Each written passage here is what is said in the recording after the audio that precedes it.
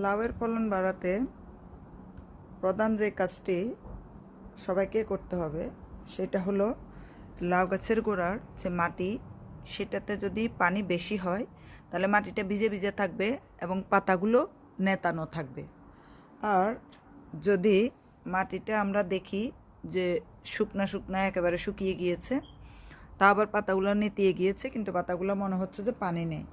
পানি বেশি হলে মনে হবে গাছের পাতা ধরলে বুঝবেন যে একটু পানি পানি ভাব, তখন আপনারা গাছের গোড়াতে পানি না দিয়ে কিছু শুকনো পাতা দিয়ে দিবেন, তাহলে পানিটা খুব তাড়াতাড়ি শুষে নিয়ে নেবে।